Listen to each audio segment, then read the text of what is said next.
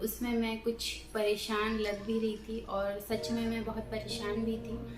हर किसी के लाइफ में प्रॉब्लम होती है, ये नॉर्मल है, हर किसी के लाइफ में होती है। लेकिन कुछ प्रॉब्लम ऐसी होती हैं कि वो हमारे बस में नहीं होती है, ना ही हम उसे ठीक कर सकते हैं। वो सिर्फ टाइम के ऊपर डिपेंड करता है कि वो ठीक होगा। लेकिन जब वो टाइम पे भी वो ठीक नहीं होता है तो फिर कहीं ना कहीं इंसान इरिटेट हो ही जाता है उस चीज़ को लेके। वो हर कोई होता है, हर एक चीज़ की लिमिट होती है। तो हमारे साथ ये हो रहा था कि वो लिमिट भी क्रॉस हो चुका था। अभी शाम का वक्त है और मैं इस घर में आई थी क्योंकि यहाँ पर मेरा कुछ सामान छूटा हुआ था, तो मैं वो लेने के लिए आई थी और आप लोगों को यहाँ का एम्प्टी हाउस टूर भी करवाने आई हूँ। सो ये यहाँ से सीढ़ी है छत के ऊपर जाने का और ये एंट्रेंस है यहाँ का। और एंट्रेंस के बाद ही यहाँ आता है ये रूम, इसे आप हॉल रूम भी कह सकते हैं। हॉल रूम भी नहीं क्योंकि ये बहुत छोटा है। सच बात बताऊँ तो हमने ये घर मजबूरी में लिया था क्योंकि हमें कोई भी घर खोज के नहीं मिल रहा था। बहुत मुश्किल के बाद ये घर मिला हमें। और जब हम इस घर को देखने आए थे तब इसमें ज़्यादा परेशानी नहीं थी, छोटा मोटा कुछ काम करवाना था। लेकिन किसे पता था कि यहाँ रहते रहते परेशानी दिन ब दिन बढ़ती ही जाएगी और हमें और ज़्यादा प्रॉब्लम फेस करना पड़ेगा।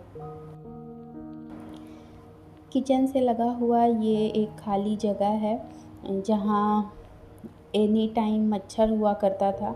और मतलब आप यहाँ पे आराम से ना खड़े हो सकते हैं ना बैठ सकते हैं क्योंकि इसके जस्ट पीछे खेत था, जंगल था, जहाँ से एनी टाइम मच्छर आते रहता था।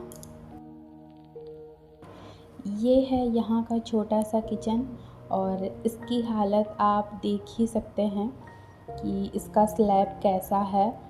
ये पूरा सीमेंट का बना हुआ है जिसमें खाना बनाने में मुझे बहुत दिक्कत होता था। थोड़ा थोड़ा करके उसमें से सीमेंट हमेशा निकलते रहता था। इसका भी मैं सॉल्व करने वाली ही थी। मैं कहती थी ना आपको कि मैं जाऊंगी मार्केट, मुझे ये वो चीज़ मिल नहीं रहा है, तो मैं वॉलपेपर खोज रही थी इसके लिए, बट मुझे यहाँ पे आसपास कहीं नहीं मिला था।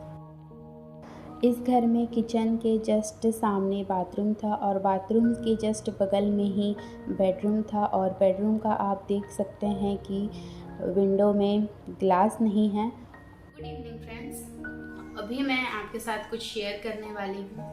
मेरी ये लाइफ की अपडेट ही समझ लीजिए। शुरू से ही बता दूँ कि मैं अपने फर्स्ट वीडियो में बता चुकी हूँ कि हम उड़ीसा से हैं और यहाँ पे मेरे हस्बैंड के काम की वजह से हम दुर्ग में रहते हैं। तो इससे भी पहले हम रायपुर में रहते थे, न्यू रायपुर में। आप लोगों को मैं शुरू से बता दूं कि उड़ीसा से हम लोग आए थे 1 साल पहले। अभी कुछ दिन बचे हैं 1 साल होने में। तो मेरे हस्बैंड आ चुके थे मुझसे पहले ही। वो न्यू रायपुर में वो जॉब करते थे उस वक्त। तो वहाँ पर हम लोग कम से कम 1 साल भी नहीं, कम से कम 10 महीने 11 महीने रहे होंगे मुश्किल से। तो फिर उनका जॉब चेंज हुआ तो फिर वो दुर्ग में आए। पिछले कई वीडियो में आपने देखा कि मैं जिस घर से वीडियो बना रही थी वो घर खोज के मिला बड़ी मुश्किल से, वो भी बहुत लोगों से पूछने के बाद। क्योंकि हम जिस एरिया में रहते हैं उस एरिया में घर मिलना बहुत ज़्यादा मुश्किल है। और क्योंकि ये मेन हाईवे पे पड़ता है और मेन हाईवे पे आपको अच्छा रूम मिले, घर मिले और कम से कम वहाँ पे सोसाइटी अच्छा होना चाहिए, आसपास का एरिया अच्छा होना चाहिए। क्योंकि हम फैमिली वाले हैं तो आसपास का माहौल भी देखना बहुत ज़्यादा ज़रूरी होता है। और साथ में ये था कि चलो हमें थोड़ा अच्छा मिल गया था तो हम उस घर को हमने फाइनल कर दिया कि हाँ हम यहाँ पर आने वाले हैं।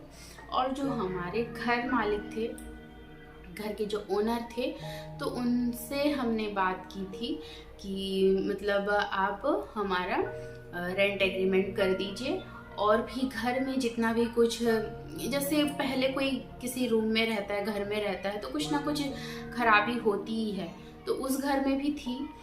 तो उस घर में भी बहुत सारी प्रॉब्लम थी। तो हमने बोला कि आप ठीक कर दीजिए, उसके बाद हम आएंगे। तो वो बोले कि ठीक है, आप लोग आ जाइए और यहाँ पे रहते लगिए, और धीरे धीरे जो प्रॉब्लम होगा आप हमको बताइएगा और उस हिसाब से हम ठीक कर देंगे वो चीज़। तो हमने कहा चलो ठीक है, हमें भी इमरजेंसी थी, क्योंकि दुर्ग से रायपुर में अप डाउन करना मेरे हस्बैंड के लिए पॉसिबल नहीं था। सुबह आओ फिर जाओ, उनका जॉब का टाइम ऐसे ही बहुत लंबा है, और वो आना जाना ये सब करना उनके लिए बहुत ही हेक्टिक हो रहा था।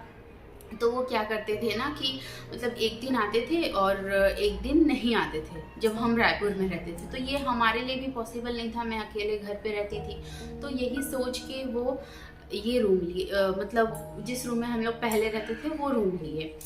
तो हम लोग यहाँ पर जुलाई में आ चुके थे, नहीं सॉरी, तो हम लोग यहाँ पे अगस्त में आ चुके थे। तो यहाँ पर आने के बाद कुछ ना कुछ प्रॉब्लम निकल ही रही थी घर पे। तो सबसे पहले बता दूँ तो सिंक का बहुत प्रॉब्लम था, नल खराब था, घर पे बिजली का कनेक्शन ठीक नहीं था, रूम में लाइट नहीं जलता था, बहुत परेशानी होता था। तो हम लोग बोले कि आप खिड़की लगवा दीजिए, मतलब उसका ग्लास टूट चुका था, तो वो ग्लास आप लगा दीजिए और आप सिंक का काम करवा दीजिए, और इलेक्ट्रिक का जो काम था आप वो करवा दीजिए, और उससे भी पहले हमको रेंट एग्रीमेंट करवा दीजिए। तो ये सब चीज़ वो टालते रहे।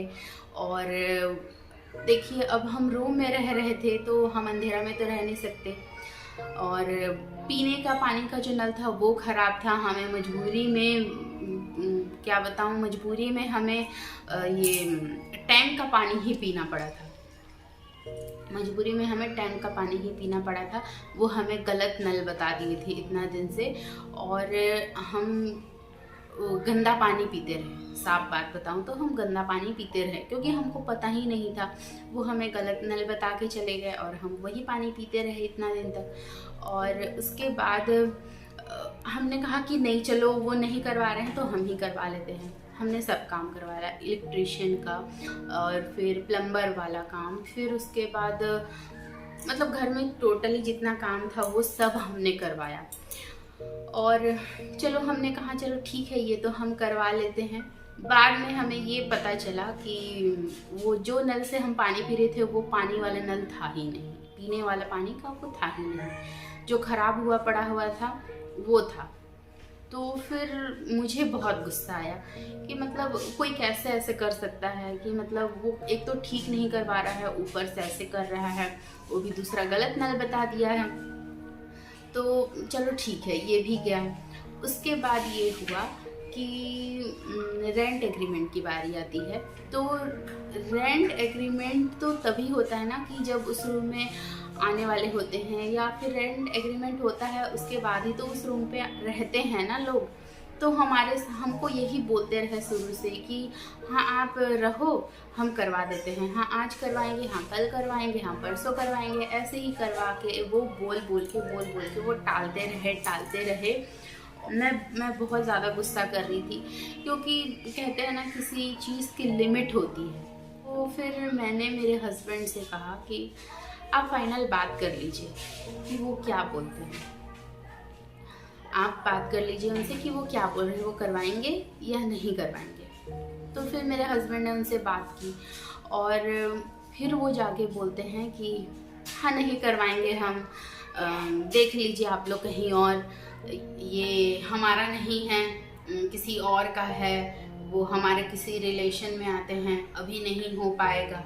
तो उस वक्त मुझे बहुत ज़्यादा गुस्सा आया कि जब आपका ये रूम है ही नहीं, किसी और के नाम पे है, तो आप हमसे इतना दिन तक झूठ क्यों बोलते रहे? कम से कम 1-1.5 महीना होने वाला था उस रूम में आए हुए, आप हमें इतना झूठ आपको बोलना ही नहीं चाहिए था कि मतलब आप आ जाइए, हम करवा देंगे ये सब काम।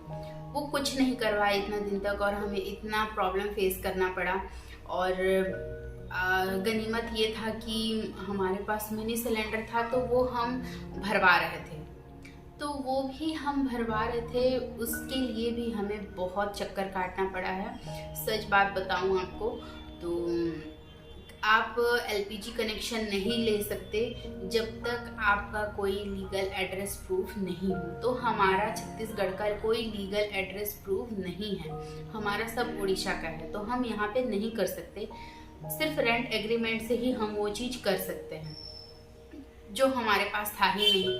और मिनी सिलेंडर को हमें भरने में बहुत ही तकलीफ़ हुई। हमको यहाँ से कम 20-25 किलोमीटर भिलाई पावर हाउस तक जाना पड़ा, वो भी इतनी बारिश में भीगते हुए। मतलब मेरे हस्बैंड को बहुत ज़्यादा परेशानी हुई है इस चीज़ को लेकर के। वो काम छोड़ छोड़ के बार बार जाना, भरवाना, ये सब बहुत दिक्कत हो रहा था। तो हमने कहा कि आपको ये सब पहले बताना चाहिए था कि नहीं करवाना है चाहे कुछ भी। तो फिर हमने कहा कि नहीं, हमको नहीं रहना है यहाँ। जब क्यों रहे हम, कोई तो हमें फ्री में रहने दे नहीं रहा है ना।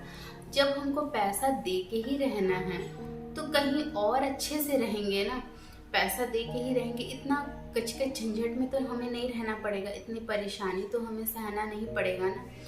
तो हमने फिर रूम खोजना शुरू किया, फिर भी नहीं मिल रहा था। तो उस घर से हमें 5-6 घर दूर ही हमें मिल गया, वो भी इमरजेंसी में ही मिला है। ये भी कुछ दिन पहले ही खाली हुआ है, तभी जाके हमको मिला है, वरना हम जिस साइड में रहते हैं उस साइड में घर मिलना बहुत ज़्यादा मुश्किल है, क्योंकि ये मेन हाईवे पे है। मेन हाईवे पे घर मिलना आम बात नहीं है।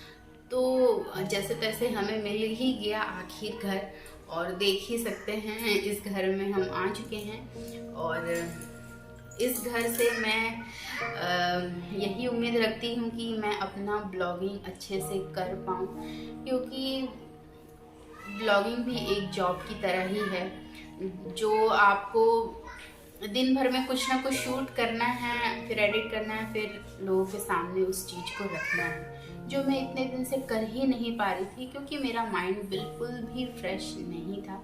सच बताऊं तो बिल्कुल भी फ्रेश नहीं था। कोई भी काम करो आप फ्रेश माइंड से जब तक नहीं करोगे वो कभी अच्छा नहीं होगा। इसीलिए मेरा ब्लॉगिंग भी अच्छे से नहीं हो पा रहा है, और ना ही मैं उसको कंटिन्यू रोज़ डाल पा रही हूँ।